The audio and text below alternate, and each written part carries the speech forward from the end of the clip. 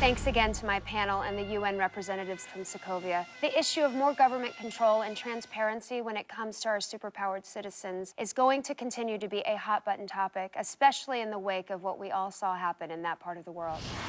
Now we revisit a story from a few years back, the case of cybercriminal and self-proclaimed whistleblower Scott Lang, a multi-million-dollar robbery that took place at San Francisco tech giant VistaCorp. As some viewers may remember, the former VistaCorp employee, Scott Lang, was convicted in the burglary and made headlines for his choice to funnel a majority of the stolen money back to VistaCorp customers. Now, after serving just 3 years of a 5-year sentence, Lang is scheduled to be released from San Quentin on July 17th. Lang made multiple claims against the industrial giant, stating they had been robbing their own clients of millions. However, an SEC investigation found no proof of these allegations. I'll be bringing you the first interview with Scott since his conviction. He'll join us live from San Quentin before his scheduled release next week. Be sure to follow WHIH right here and online for more of this story. I'm Christine Everhart. Thanks for watching.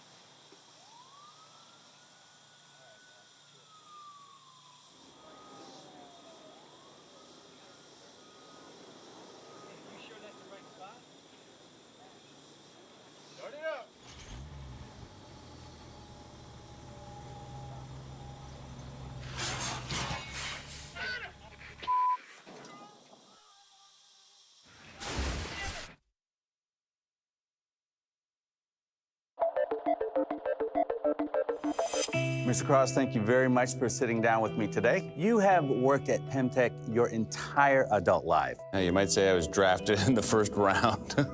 After graduating from MIT at 20 years old as valedictorian, correct? Well, they don't draft the stupid kids first.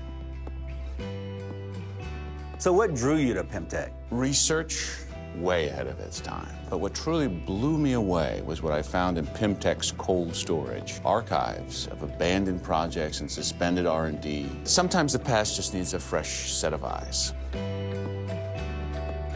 Since you took the reins at Pemtech, it has become highly profitable. And we're very proud of that. But Pemtech has yet to roll out a single new product during your time as CEO. Is there a question? Simply, how does a company stay profitable without new products and advancements? Pemtech's shareholders are very happy with the movement of our current projects and our strategy to stay heavily invested in futures tech. And I'll also say to the people of San Francisco and the world, they can plan on Pemtech unveiling a new venture this summer that I think they'll find astonishing. We all know Dr. Pym is a legend in the tech community, but he's associated with another kind of legend, his rumored involvement with the government and specifically SHIELD. Is that the history you were alluding to earlier? Hank has lived a very colorful life, to be sure. And as for the SHIELD rumor, well, it's quite a rumor. Do you have a response to those who say you pushed Hank Pym out of his own company? Am I speaking to one of those people right now? I'm not making any accusations, but as I'm sure you know, some people have. Hank Pym was my friend and mentor. But mentors are meant to nurture their protege's potential, not stunt it. The business world can be a harsh place, filled with difficult decisions. I was hired because of what I could bring to the company. That's where my loyalties lie. No one is better suited than me to take Pymtech to where it needs to go. And where are you taking it exactly? Looks like that's my time. Many thanks, Darren. We will all keep an eye out for that later this summer. Please do. We plan on keeping our word.